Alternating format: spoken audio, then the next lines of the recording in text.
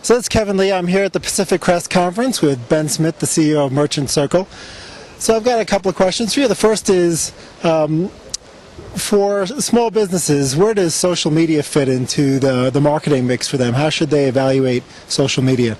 I think historically, over the last few years, search has been the primary driver for a lot of advertising for small local businesses.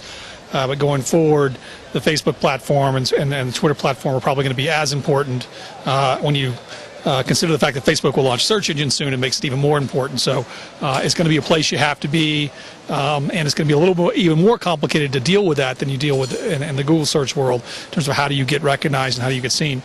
The second, big driver is you really can't avoid it, whether you want to participate in social media or not. The fact is your customers are participating in social media and they're talking about you.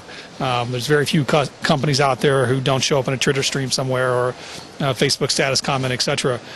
So whether it's good word of mouth or bad word of mouth, social media is going to be moving a lot of information around about you, and you need to see that. One thing I hear when I talk to small businesses, a lot of them are sort of scared of technology. They're scared of the internet, but they do realize they need to be there. And they really have a difficult time deciding who to work with, how to pick a vendor, how to pick where their dollars go. You have any ideas for them as sort of how to pick where to be and where to put their money, how to pick a vendor? I think they really have a fundamental choice to make in the beginning, which is whether they're going to do it themselves and take time to sort of experiment and learn and do their own thing, which in the end is much more cost effective, or whether they're going to turn it over to a partner. If they're turning it over to a partner and really going down that route of decisions, I think that they want a full-service, broad partner. I mean, assuming that they've got $5,000 a month to spend, you want someone who's dealing with Facebook, you want someone who's dealing with Google, you want someone who really is able to provide you a broad spectrum if you're going to spend the kind of money you were spending on the Yellow Pages before. If you're not going to spend that kind of money, you're kind of wasting your time because you're not going to get service from those guys anyway, and you're probably just better off doing it on your own.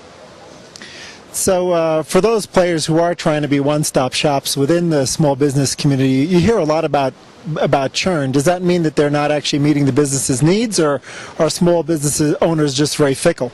Well, I think there's really three drivers to that. One is there's a natural churn in small local businesses because they go out of business a lot, and there's a high correlation between people who advertise and go out of business, because people tend to advertise the early part of the business life cycle. So some of it's just natural. Some of it is that the market's not that developed and the providers are not providing as good a service as they should. And some of it is the fact that you can churn. You couldn't churn out of the Yellow Pages. It was very hard to churn out of the Yellow Pages.